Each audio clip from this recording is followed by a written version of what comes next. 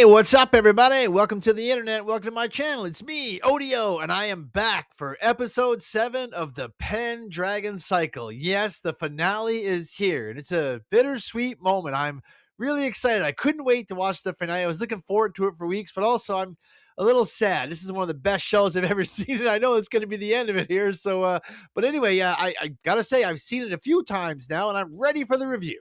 And we're all the way here on episode 7, so I want to say welcome back to all you amalgamous adventurers of Arthurian lore. We're getting ourselves a feast here, aren't we, my friends? Nice. Nice. So the entire season has been building to this moment. Episode 7, The Last True Bird. 3 guesses who that is. Yeah, it's Merlin. You know, he is the son of Taliesin, the greatest bard of all time. And he had quite the voice. If you don't remember the first 2 episodes, his dad did. But here we are at the finale. And like I said, everything's all kind of coming together here. Oh, how convenient. This episode opens up, though, in a different way. It's a wild man Merlin. You know how Merlin used to live in the woods for about 50 years because he couldn't get over what happened with Brett Cooper and everything back in the day. And we kind of get how they teased him back into the world, even with visions of his dad and everything, trying to bring him back and rebuild him to get him back to, they say you're not done with the world of the living yet. Really interesting. I always like seeing the backstory on Merlin, right? The penultimate episode was fantastic, so I was so excited for this episode. So it opened up a little bit slower, but it gets going. And by gets going, I mean almost immediately. We see Uhtred go out and he's taking a look at the Saxons. The Saxon horde is arriving, 15,000 strong. And he's going out to check out all their archers. And boy, they see him and they just let volleys launch at him. Then he has to run back to the tent where Aurelius and everybody's all gathered to have like a big war meeting. Super interesting hearing them all talk, like the dynamics and the back and forth. We already know Aurelius had to fight to make sure he retained the title in the last episode. It does get a little hairy, though. Like, Aurelius has a tenuous hold on the whole army, so it kind of seems like they might break apart. Like, some of the lords aren't so sure. They think he's a little too cocksure and headstrong, and other ones are like, no, like the guy who lost an eye, he's like, no, after my fight with him, I support him wholly. And you're not really sure how it's going to go, but dun, dun, dun, dun, like the triumphant hero he is, Merlin arrives. And he's got all the armies of the north with him. And they're like, oh, look, the fair folk are coming. It was awesome seeing Merlin arrive with the big line of horsemen and knights on their horseback. I was like, yeah, it's on now, baby. It's on. Oh, it's on. It's on. Lord, it's on. And of course, once Merlin shows up with all the armies of the north, there's no more talk of separation or anything else like that. They're all on board. What was actually interesting, though, you get a nice moment where Uther actually pulls Merlin aside and says, like, you know, hey, I've heard of your prowess in battle. Like, you're a mighty warrior that can wipe out all kinds of people at once. Like, give us a hand, get down front, really help take the reins here in this. And Merlin's like, no, I can't do that because then they'll be calling out for Merlin to be king. As you remember in the other flashbacks, that's pretty much what did happen. I think Merlin sees the best play here is to have Aurelius be the hero, or maybe even Uhtred. Sorry, I do mean Uther. I don't know what the heck I keep messing up his name for. What am I doing there? But anyway, yeah, they're all there. And then he pretty much says to Merlin, like, but I think it'd be the best thing for you to do. But Merlin doesn't agree. He says one thing he can do to help would be to sing a song. Like, he won't lead because he doesn't want to be king, but he will sing. This is why it's called The Last True Bird. And he sits down, he gets out his, whatever it is, his father's harp. I think that's the name of the instrument. And he starts to play a song. And it's a really motivating, cool song. Everyone sort of gathers around. They're all having, like, I don't know, memories around the fire. They're all gaining heart, getting sturdier and stronger from the music. It's really, really cool. And you can see Uther, he really likes that other guy's daughter. Oh my God, I cannot remember that lord's name with the one eye now. And it don't matter. None of this matters. Anyway, Merlin pretty much intones to them that he's going to have another battle he's going to have to deal with. I'm pretty sure it's Morgan, yeah, but he has another battle he's going to have to go deal with, so he can't be on the battlefield with them, and he thinks it's best that he's not. Like, he really wants Aurelius them to be the heroes themselves. So they gather up the army and they head on down for the battle. And man, I got to tell you, a lot of this episode is battle and it is amazing. But when we get down there, the army comes on down and they're all lined up and they're all kind of unsure. No one really knows what's going on. And really, really cool. We get a nice speech from Aurelius. He comes out like, "Men of Britain, like the Saxons have come to kill you all." Like, kind of reminds me of Lord of the Rings. Like, in the big orc hordes, like, they don't come for your villages, they don't come for your towns or your money. They come to wipe out your people. And it's kind of the same here. The Saxons are here to kill you all. If you, we have to work together, all our nations have one to fight back. All for one, one for all. And right at the in the crux of Aurelius's speech, he hands the sword of Magnus Maximus off to Uther. He's going to be the battle master, the leader, and he gives him the sword, the singing sword, and it's really cool. And then Uther kind of puts his hand up and cheers. Everyone gets into it, and they're all banging their shields, and you're like, "Yeah, this is great! Like, come on, bring it on! I'm ready for the fight." And then it's really crazy. What you get is a huge swarm of the Saxons. This big horn plays, brr, like the Ricola horn or the big horn in Lord of the Rings. You just get a loud, blaring horn, and that speech is quickly forgotten by the men around him.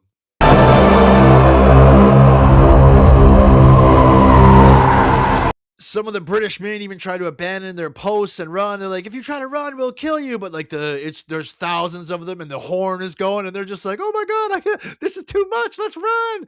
And then it's awesome. Uther just starts like singing a song. I can't even remember the words. See if I can find a clip of it. All right, I just watched it back. He kind of goes like, "Ooh ah, ooh ah, ooh ah, and like they keep kind of all doing it in like a big chant, and it pumps them all up, and like makes the horn stuff go away. It was cool. And then the horde comes. They're like in the woods, and their leader Hengist, he gives the nod, and they all start running. And then all the Britons are holding their ground with their shields. Oh man, it was awesome. The battle was amazing. I've liked the fights all season long.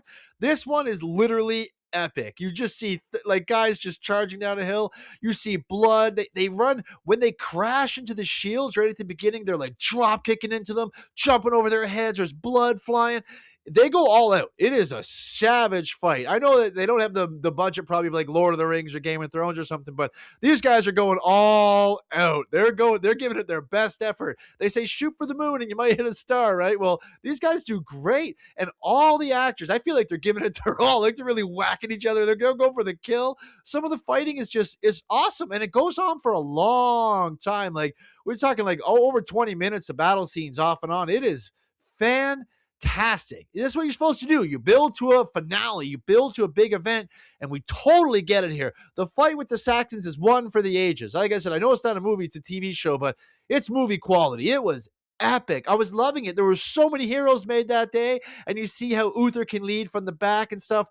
Man, just they nail it. It's just awesome too, because in the middle of the savage battle, like they do have a plan, and Aurelius says, like, I've got to be the one to go get Hengist. That's how it's gotta be. He did that in the other episodes too. I love this guy. Like he's a true king. So he kind of goes off on a mission while Uther is like leading the defense against the army there. Man, it's fantastic. There's so many really cool moments in the fight too, like just small little battles you see, like guys getting pulled off horses. That other king that was kind of a wuss earlier sees his son get dragged down, and there's a whole lot of deaths. The stakes are high. Never give up, never surrender. And while this is all going on, Merlin is not directly in the fight. He's like up on a hill almost overlooking it. And it seems like he's praying or something like that. I'm not really sure what he's doing, but I think he's trying to counter some kind of an evil or something like that. And he sees Aurelius go off on the battlefield. And he pretty much says to Peleus, like, go make sure they're okay. Don't die. It was awesome. I really liked it. And he gets tempted. So I was wondering when Morgan was going to come back, and here she is. She comes back here. She pretends to be the Brett Cooper character a whole bunch, and she's trying to tempt Merlin for some reason. I now finally understood in this episode why he didn't want to pull the sword. That's not his god. It's her god. The one that like requests blood and sacrifice and whatever. That's why I guess he could kill so many people and had so much power. I guess it feeds into that god or whatever. So she was just trying to get him to pull the sword and go down and fight as he watched the battle. And it got more and more tense as it goes on. She's like, they're dying. All of Britain is dying. The land is falling. And he's like watching the fight, and it is happening. It's just building the tension more and more. Then you see more deaths, more fighting. Then you see more and more Saxons pouring in through the forest. It's savage, and it feels like the world is ending. And he's like, oh no. And she's like, just pull the sword, go down and fight them, help them. Your brethren are dying. And it's really cool. Like, and I understand why Merlin doesn't want to do it. I think he would probably kill everyone and become a psycho down there. I'm planning on dying tonight. What are your plans? I'm not gonna lie though, after watching the last couple episodes, I will say I kind of did want Merlin to grab that sword and go down there with the army. I mean, there were so many people dying and terrible stuff happening. I was like, you can help Merlin grab the sword. I was like, am I on the bad side here? I guess just for entertainment value. I just want him to go down and start slicing dudes up and like using that force choke and pulling people down and stuff again. It was awesome to see earlier on, but he does not do it. He fights the temptation right to the end and basically screws up her whole plan. I think she needs him to do it to like power her god or whatever. Oh, and it cuts back to her. And she's not looking good. Oh, your dear old granny. But as the battle rages on, I mean, I'm trying to go spoiler light, but I mean, this is my episodic review, so you've probably watched this episode and the other 6 anyway. But I can't help it. It was honestly, if not my favorite moment in the series, absolutely one of them. When the battle's going down, slow motion is happening, blood is flying, and everything like that. We get a moment, and I know they were trying to kind of copy Lord of the Rings, and honestly, I don't care. I'm here to tell you right now, we don't care. Let me tell you something. We don't care. Jerry. You literally get Aurelius coming over the hill with the sunlight behind him, and he like pulls up with the head of Hengist. Oh man, I was like, yeah! I literally stood up when I was watching it. And then you see Morgan had tried to get the Arcadians or whatever to betray them, but that young guy, he didn't do it. He brought the box, and I don't know if it had his dad's head or what the heck was in it, but he didn't do it. He refused because at one point the Saxon king Hengist is like, oh, now we'll end the world of Britain. And I think that really made him think like, you know what, screw this guy. But anyway, Aurelius is up on the hill. He holds up their head. The sun's behind his back. He throws it down. Then that young guy and the Arcadians come up, and they just plow down the hill on the horses, come up behind the Saxons. They're like, and it doesn't end there. They start chopping them, attacking. They go right to war. Man, I was cheering. Oh man, I loved it. Oh man, it was amazing. Like, it was like the moment I wanted, and it happened. Like, you know, when you watch a show or movie, you're like, oh, I really hope this happens. This show did that so often, but they nailed it in this episode. For the finale to fight, like, it's just, the final fight was just so good. It went on for so long. There were so many deaths, but that moment of him coming down over the hill, oh man, I know what they were trying to do. And honestly, good on you guys. You nailed it. It was awesome.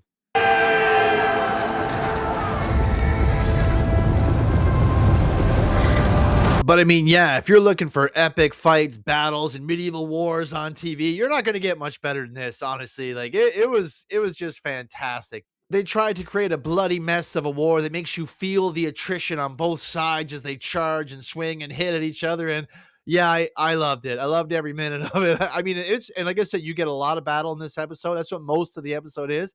And when it's all over and said and done, you get all, it's sort of, again, I know I keep comparing it, but sure, my Lord of the Rings, they all bow down to the one true king, and they pass him the sword of Magnus Maximus, Excalibur, whatever. And it was really, really good. Such a satisfying end to the season. I'm really glad we get to see that. I hope there's going to be more one day. I don't know if there will be or won't be. I know there's more books. I have no idea if this will be getting any more, but I'll be here for it if they come back. The ending is really cool, though. It's almost like, I think it's a vision from Merlin or something like that, but he ends up taking the sword of Magnus Maximum, the singing sword, and slams it into the stone, the sword in the stone to end it.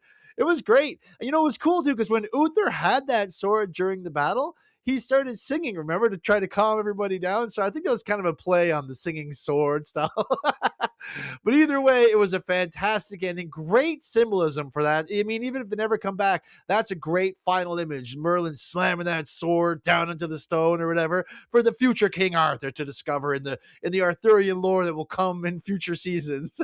Or not, whatever. I don't know what they're going to do, but overall, just fantastic. Yeah, I would like Merlin to chop some people up, and I would like him to be more centralized in the finale episode, but overall, he was amazing in this season. Tom Sharp is a star. He deserves all the accolades. The guy playing Aurelius did great, and we do even get Merlin's mom in the final episode a bit. She's part of, like, there's like a medical team going on. They do show that in the final battle. Like, I forgot to mention that, but there are some medical we got some medical heroes, bandaging people up, helping people out and things like that. So everyone gets a role in the defense of Britain against the Saxons.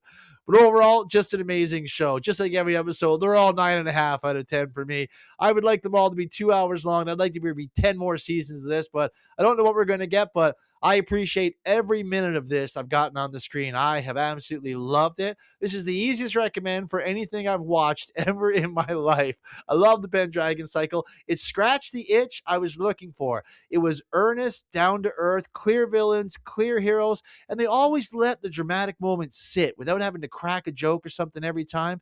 And I feel like we got some amazing standout performances from a whole lot of actors I hadn't heard of before this, but I'll definitely be looking to follow in the future. If I see anyone in something else saying was in the Pendragon cycle, I'd be like, yeah, that guy's probably a good actor or girl, whatever. But overall, I absolutely loved it. And I hope if you've been watching these reviews and watching the show, I hope you've loved it too. Thanks so much for watching this far, guys. I really, really appreciate that. Please like, share, and subscribe to the video. And remember, everybody, stay out of trouble.